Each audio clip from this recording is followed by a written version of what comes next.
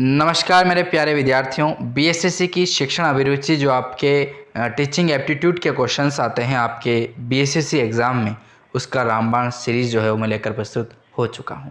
अब आप इन प्रश्नों को यहां से पढ़ कर के यदि एग्ज़ाम देंगे ना, तो भी आपके पासिंग मार्क्स आराम से आ जाएंगे। थोड़ी सी मेहनत आपको अल्ट्रा करनी पड़ेगी, अल्ट्रा पावर की, ठीक है। तो आप वो सीरीज़ जो है वो नोट्स वगैरह भी आप देख करके थोड़ा कुछ कर दीजिएगा। हमारी तरफ से आपको फ्री ऑफ कॉस्ट में सारी चीज़ें अवेलेबल है। नोट्स हैं तो भी आप हमारे ऐप से डाउनलोड कर सकते हैं। ये क्वेश्चन जो हैं, ये क्वेश्चन आंसर समेत मैंने आपको दे रखे हैं। 10,000 क्वेश्चन जो सीरीज़ है पूरी आपको प्रोवाइड करा रखी है, वो भी आप डाउनलोड कर सकते हैं। लिंक मैंने डिस्क्रिप्शन में दे रखा है, क्लिक कीजिए। प्ले स्टोर पर एसके स्टडी एकेडमी के नाम से हमारा ऐप है, उसको डाउनलोड कीजिए। आपका फाइल खुलेगी, नोट्स वाले सेक्शन में जाकर के आप पीडीएफ साइट डाउनलोड कर लीजिए। और पढ़ना पड़ेगा, वैसा पढ़ने के अलावा कुछ डाउनलोड करने से काम नहीं चलेगा। वीडियो तो देखिएगा, आप तक पहुंचने का हमारा एक माध्यम है कि हम आप तक पहुंचें, हम आपको बताएंगे हमारी व्यवस्थाएं हैं, आप इनको लागू कर सकते हैं, ठीक है। चलिए, तो प्रश्न आता है, सृजनात्मक उत्तरों के लिए जरूरी है। सृजनात्मक उत्तरों के लिए जरूरी क्या है दोस्तों? पहला ऑप्शन प्रश्न प्रत्यक्ष शिक्षण एवं प्रश्न, दूसरा है विषय वस्तु पर आधारित प्रश्न, तीसरा है मुक्त उत्तर वाले प्रश्न, और चौथा अपना आता है कि अत्यंत अनुशासित कक्षा।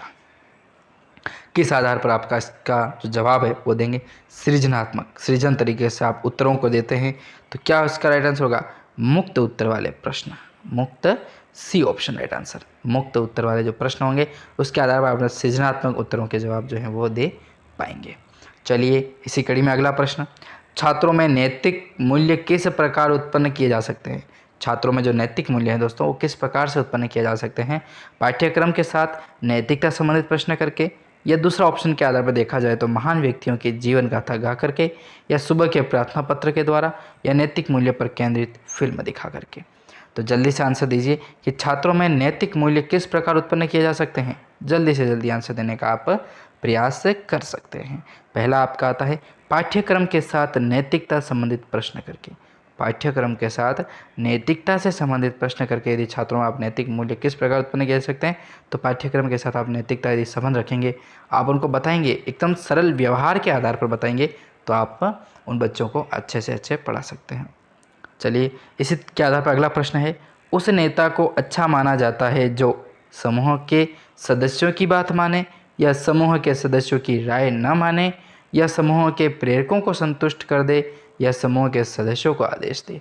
देखिए, कोई नेता होता है ना, वो किस आधार पर चाहेगा कि मैं एक बार बोलूँ और काम हो जाए? किस आधार पर? इन चार ऑप्शन के आधार पर आपको बताना है, अपना दिमाग नहीं लगाना है। भाई साहब, मैंने पहले बता दिया, टीचिंग एप्टीट्यूड जो है उसमें अपना दिमाग नहीं लगाना, ऑप्शन के आधार पर दिमाग लगाना कि क्या सही है और क्या गलत है। तो देखिए, उस नेता को अच्छा माना जाता है जो क्या काम करता है? सदस्यों की बात माने या ना माने। तो देखिए, इस आधार पर देखा जाए ना, तो इसका आंसर आपका सी ऑप्शन होगा, समूह के प्रेरकों को संतुष्ट करे। समूह का यदि प्रेरक जो आपने लीडर बना रखा है, यदि अगर वो सही, आप उसको सही तरीके से आपका कॉम्बिनेशन हो पा रहा है, सही तरीके से आप उसको गाइड कर पा रहे हो, और वो अपने समूह के नीचे के जो भी सदस्य हैं उनको गाइड कर पा रहा है, तो वैसा आपका जो समूह बड़ा बनेगा ना, आपका ग्रुप बनेगा ना, वो अच्छे से अच्छा होगा। यदि प्रिंसिपल सही होगा तो शिक्षक अच्छा कार्य करेंगे, और शिक्षक यदि अच्छा कार्य करेंगे तो छात्र अपना अप टू डेट जो होमवर्क वगैरह होता है वो कंप्लीट करेंगे। ये तरीके होते हैं कुछ शिक्षा के क्षेत्र में अग्रणी होने के। चलिए, इसी क्रम में अगला प्रश्न देखा जाए तो अनुपयोगी प्लास्टिक थैलियों से बालक द्वारा कलात्मक वस्तु का निर्माण करना क्या दर्शाता है?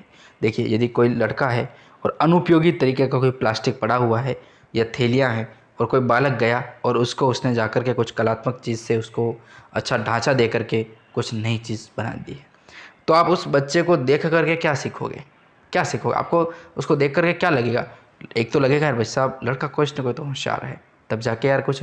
एक तो बड़ी बात है, एक अनुपयोगी जो किसी काम में नहीं आ रही उस चीज़ को उसने लिया और एक उसको मॉडिफाइड किया और तरीके से उसको एक अच्छे से अच्छी चीज़ बना दी, तो अच्छी बात ये ना लगेगा ना आपको, यार इस बच्चे में कुछ ना कुछ टैलेंट तो है। तो इस आधार पर देखा जाए तो पहला ऑप्शन सृजनशीलता, दूसरा है खाली समय का उपयोग किया उसने, या तीसरा है रुचि है या उसके अंदर लगन है। तो इस आधार पर देखा जाए तो क्या होगा इसका राइट आंसर? वो होगा सृजनशीलता है उसके अंदर। सृजन अर्थात निर्माण करने की क्षमता है उसके अंदर। यदि आप कोई भी चीज़ दोगे ना, यदि आपने एक चैप्टर करने के लिए उस लड़के को बोला है तो वो आपके अगला चैप्टर भी करके लाएगा, ये उसके अंदर सृजनशीलता है। चलिए, प्रश्न है अगला, शिक्षण की प्रकृति दिखाई देती है। शिक्षण की जो प्रकृति है वो दिखाई देती है प्रक्रिया में, उत्पाद में, या प्रक्रिया एवं दोनों में, अर्थात प्रक्रिया और उत्पाद दोनों में या उपयुक्त में से कोई नहीं। तो देखिए शिक्षण की जो प्रकृति है दोस्तों वो दिखाई देती है अपने को प्रक्रिया और उसके उत्पाद में, अर्थात सी ऑप्शन जो है इसका राइट आंसर होने वाला है। प्रक्रिया और उत्पाद में जो है वो शिक्षण की जो प्रकृति है वो दिखाई देती है। चलिए इसी क्रम में अगला प्रश्न, शिक्षा जीवन का अभिन्न अंग है। वाह यार कितना अच्छी बात है कि शिक्षा जो है वो अपने जीवन का एक अभिन्न अंग है। यह कथन किसका है? ऐसे कुछ क्वेश्चंस होंगे वो आपको रट के जाना है, ऐसे वैज्ञानिकों के आधार पर है या कोई ऐसा कोई शिक्षक हुआ जिसने कुछ बात कही हो, पढ़ाने के तरीके बताए हो, वो सारी चीज़ें आपको पूछी जाती है ना, तो उन चीज़ों का आप याद रखिएगा। तो शिक्षा जीवन का एक अभिन्न अंग है, यह कथन किसका है? पावलोव का है या जॉन डीवी का है या ए मास्लो का है या में से कोई नहीं है। तो देखिए शिक्षा जीवन का एक अंग है, ये जो कथन कहा गया है वो जॉन डीवी के द्वारा कहा गया है। बी ऑप्शन इसका राइट आंसर है। ठीक है, जॉन जो डीवी हुए थे ना उनके द्वारा कहा गया कि शिक्षा एक अपने जीवन का एक अभिन्न अंग है। चलिए इसी क्रम में आगे प्रश्न की ओर बढ़े। प्रश्न आता है नेता होना चाहिए, नेता किस प्रकार का होना चाहिए? वाह यार कितना अच्छा प्रश्न है कि नेता जो होता है ना वो किस प्रकार का होना चाहिए?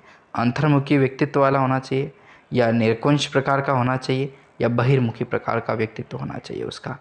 तो देखिए नेता का जो एकदम पर्टिकुलर यदि देखा जाए व्यवहार के तरीके से तो उसको बहिर्मुखी व्यक्तित्व वाला होना चाहिए, बात पे पकड़ होनी चाहिए और अपने वादों को पूरा करने की जो क्षमता होती है ना वो उसमें अपना 100% दे पाए, वैसा व्यक्तित्व वाला इंसान होना चाहिए। सृजनशील बालकों की मौलिक विशेषता क्या है? सृजनशील बालकों की मौलिक विशेषता क्या है दोस्तों? तो वो है कार्य करने की लगन, प्रबल जिज्ञासा, लगातार नए कार्य करना, नई नई खोज करना या अनुत्तरित प्रश्न।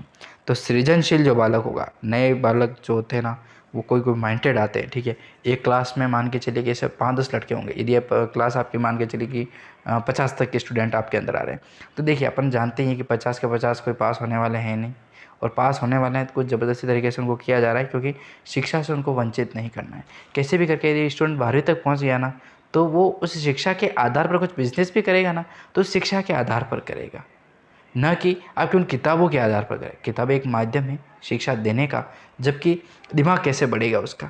जैसे कि आजकल आप जानते हैं कि टेक्नोलॉजी का एक आखिर बहुत बड़ा युग आ गया है। ठीक है, ये छोड़ो यार इन चीज़ों के बारे में अभी मैं आप बताना नहीं, ये अपन ऑफलाइन तरीके से जब बात करेंगे ना उसमें बात करेंगे। तो सृजनशील बालकों की जो मौलिक विशेषता है दोस्तों वो किस तरीके की है? ऑप्शन आपके सामने थे और इसका आंसर था प्रबल जिज्ञासा। यदि किसी स्टूडेंट के अंदर प्रबल जिज्ञासा है ना तो वो सृजनशील बालक की श्रेणी में आएगा। ठीक है, चलिए अगला प्रश्न, बुनियादी शिक्षा का विचार के प्रतिपादक कौन थे? बुनियादी शिक्षा के जो विचारक हैं वो उसके प्रतिपादक कौन थे? महात्मा गांधी थे या डॉक्टर जाकिर हुसैन या जवाहरलाल नेहरू या डॉक्टर सर्वपल्ली राधाकृष्णन जी अपने? तो जल्दी से जल्दी आंसर बताइए क्या हो सकता है? तो इसका आंसर होगा महात्मा गांधी, ये ऑप्शन राइट आंसर है। ठीक है, तो ये कुछ याद रखना ही पड़ेंगे आपको, बुनियादी शिक्षा का विचार जो है वो कि पुस्तक के लेखक कौन है? महात्मा गांधी। इस तरीके से आपको याद रखना पड़ेगा। तो महत्वपूर्ण प्रश्नों के बारे में हमने बात की और अगले ही प्रश्न हम लेकर के भी प्रस्तुत होने वाले हैं। तो आज का सेशन यहीं पर समाप्त करते हैं और अगला वीडियो जो आएगा वो कुछ क्वेश्चंस रह गए हैं उनके बारे में बात करेंगे। आप चाहेंगे तो महामैथन क्लास भी बहुत जल्द आने वाली है और एक क्लास मैंने रखी है, वो लिंक है वो डिस्क्रिप्शन में दे रखा है। धन्यवाद।